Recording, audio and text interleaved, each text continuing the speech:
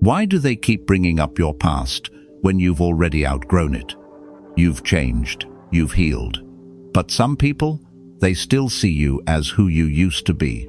And the closer they were to you, the more likely they are to cling to that outdated version. Strange, isn't it? We all have chapters we're proud of and pages we'd rather forget. But the people who should recognize your growth the most are often the ones who resist it hardest. So if they keep dragging your past into your present, this video will show you exactly why and what to do about it. 1. They bring up your past because they're still trapped in theirs. People who haven't healed don't recognize healing in others. They can't. When someone constantly reminds you of who you used to be, your failures, your regrets, your darkest moments, it says less about your story and far more about the story they're still stuck in. You've grown. You've faced your pain. You've done the hard inner work most people run from, but they haven't. And your transformation threatens the comfort of their stagnation. Every step you take forward is a mirror, a reflection of everything they haven't confronted in themselves. So, what do? They don't face that mirror. They turn it around and aim it back at you. They pick at old wounds you've already healed, not because you're still bleeding, but because they are. And rather than address their pain, it's easier to trigger yours. He who clings to pain cannot walk forward. Seneca. Let that sink in. Your growth unsettles them. Not because you're doing anything wrong, but because you've stopped being who they expect you to be. And when someone is emotionally frozen in time, they resent the ones who learn how to move. They want company in their suffering.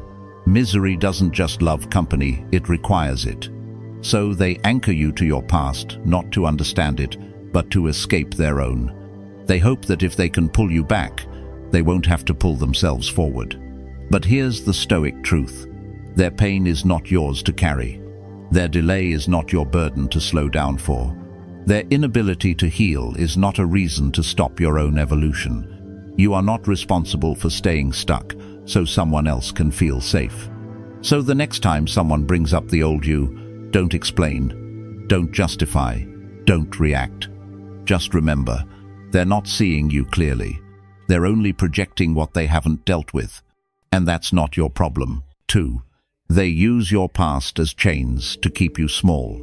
One of the most subtle yet devastating forms of emotional manipulation is this. They keep bringing up your past not to remind you, but to restrain you. You'll hear it cloaked in concern. Just be careful, you've messed things up before. Let's not forget where you came from. On the surface, it sounds like they're looking out for you, but beneath that false warmth is a cold strategy to make you question your growth, to plant just enough doubt that you shrink back into silence. Why? Because the version of you that hesitates is easier to control. People who fear your power won't always confront it directly. Instead, they reach for your past, your lowest moments, your worst decisions, the days you fell apart, and they hold them up like a mirror. Not to help you reflect, but to make sure you don't forget the person they preferred you to be, the one who felt guilty, who asked for approval, who apologized for simply trying to become more. But here's the truth. Your past is not a prison sentence. It's a place you visited, not where you reside. And anyone who keeps trying to drag you back there isn't honoring your journey, they're sabotaging it. Never surrender your peace to the judgment of others. Epictetus. Because the moment you allow someone to define your worth by your past, you give them a key to your emotional state.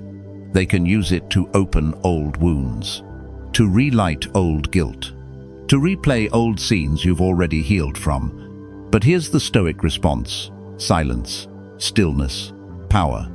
You don't argue with people trying to keep you small, you outgrow them. And the next time someone tries to remind you who you used to be, remember, they're not trying to protect you. They're trying to control you. Don't let them. 3. They fear how far you've come because they know they're being left behind.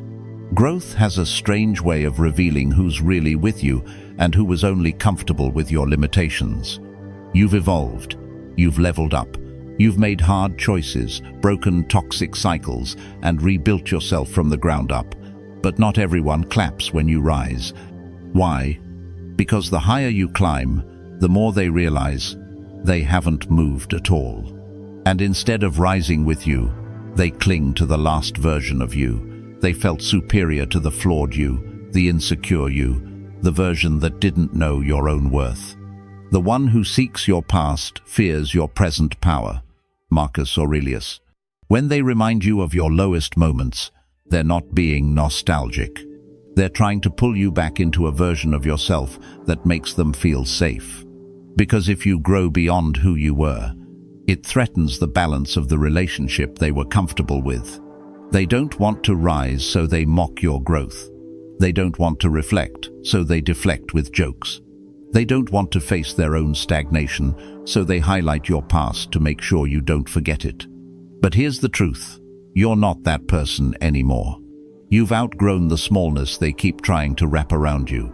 And no matter how often they drag you back to the old storyline, it won't fit. Because that script was written for someone you no longer are. This is the price of personal evolution. Some people can't come with you. Not because they're bad, but because your growth requires courage, and they've chosen comfort. So when someone tries to keep you small, don't argue. Don't shrink. Don't pretend you haven't changed just to make them feel secure. Just keep walking. Let their fear stay behind where it belongs.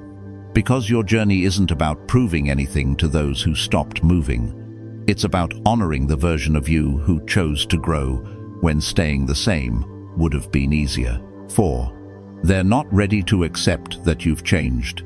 When someone refuses to believe you've changed, it says nothing about your truth.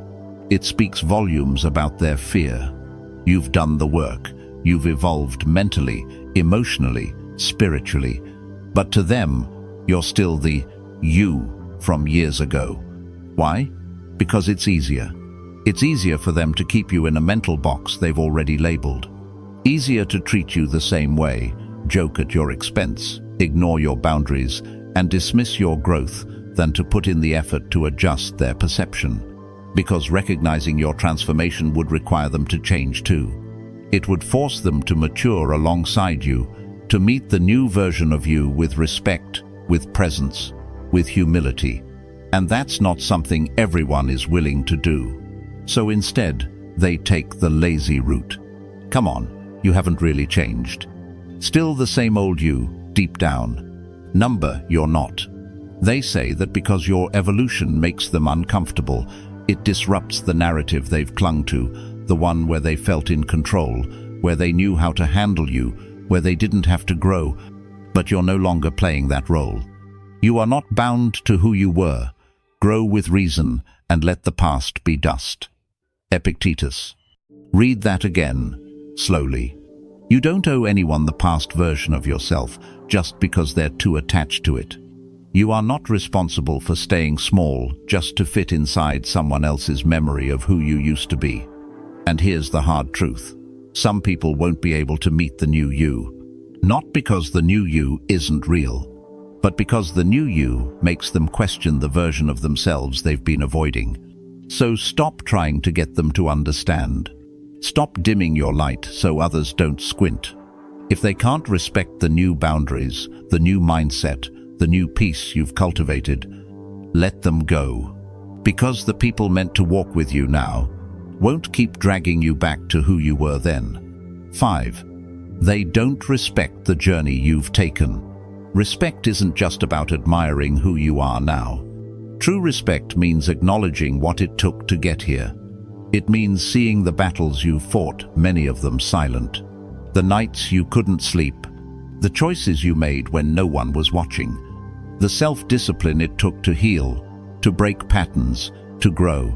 But some people can't or won't see that. They don't look at your path, only your past. And every time they speak, it's not to honor how far you've come, but to remind you how far you once fell. Remember when you used to be such a mess. We all know who you really are. These aren't memories. They're judgments disguised as familiarity. And they come from people who never witnessed the inner work, so they assume there was none. They reduce your evolution to luck, to chance, to just a phase. But they didn't see the discipline behind your transformation. They didn't sit with you in the silence where healing actually happened. Because they weren't there for the climb, they feel entitled to dismiss the peak. Judge not the man by his past, but by the direction of his stride. Marcus Aurelius. And if someone is still defining you by who you used to be, they're revealing more about their unwillingness to grow than about your capacity for change. Here's the Stoic truth. You don't need applause. You don't need validation. But you do deserve to walk forward without being chained to a chapter you've outgrown. So, when someone disrespects your journey, you have a choice. Shrink yourself to fit their old narrative. Or keep walking knowing your progress needs no permission. Let them stay behind, rereading your past. You have new pages to write. 6. They don't want you to rise, so they hold you back with guilt. Some people don't fear your failure, they fear your flight. They know that if you rise too high, you won't stand beside them anymore. That your growth will take you out of their reach. That your healing will create a distance they're not willing to cross. And that scares them. So every time you take flight, every time you make a move, break a limit, outgrow an old identity, they throw a chain of guilt to pull you back down. Don't get too proud now. Remember where you came from. Just don't forget who you really are. These aren't reminders. They're anchors. They don't say these things out of love. They say them because your momentum threatens their stillness. Because if you break free, it proves they could have too, but chose not to. So they try to bind you to who you used to be, with shame you've already outlived. Guilt that no longer reflects your present is just a chain, and chains are made to be broken. The Stoic habit. Here's the Stoic truth. Guilt has a purpose, but only when it leads to growth. If it no longer serves your evolution, it becomes a weapon used against you. And the people who use it, they don't want healing, they want control. As long as you still carry guilt, you'll hesitate, you'll shrink, you'll second-guess your right to happiness, peace, and progress. And that's exactly where they want you: uncertain, apologetic, stuck. But you've already paid the price. You've owned your past, you've turned your regret into responsibility, and your pain into power. You don't owe anyone more shame just because they can't handle your freedom. So when they reach for those old chains, don't reach back. Let them fall. And remind yourself, you were never meant to live on your knees to someone else's comfort. You were meant to rise. 7. They're testing you to see if you're still weak, still reactive, still unsure. Not every reminder of your past comes from a place of love. Some come from curiosity, others from strategy. There are people who don't bring up your past to reconnect. They do it to test you. They drop a sarcastic comment, a backhanded compliment, a subtle jab dressed up as a joke. Remember when you used to freak out about everything? Wow, can't believe you're giving advice now. It's not innocent, it's calculated. They're probing, feeling for a crack, trying to see if the old version of you, the insecure one, the volatile one, the ashamed one, is still somewhere beneath the surface. Because if you flinch, if you react, if you defend yourself, they know they still have power. They don't need to fight you directly. All they need is to find the right button. And if they can still press it, they'll keep doing it every time they feel threatened, jealous, or inferior. This is not about humor. This is psychological warfare, cloaked in familiarity. But the Stoic path is different. The Stoic does not react to provoke. The Stoic remains still, calm, unshaken. He who cannot be provoked holds the highest power. Marcus Aurelius. Your silence is your shield. Your self-control is your sword. You don't need to explain. You don't need to prove you've changed. Your stillness is your proof. When they realize the old buttons no longer work, when they see the old wounds are no longer tender, when their tests return, no reaction, the game ends. Here's the truth. You don't pass the test by defending yourself. You pass it by making the test irrelevant.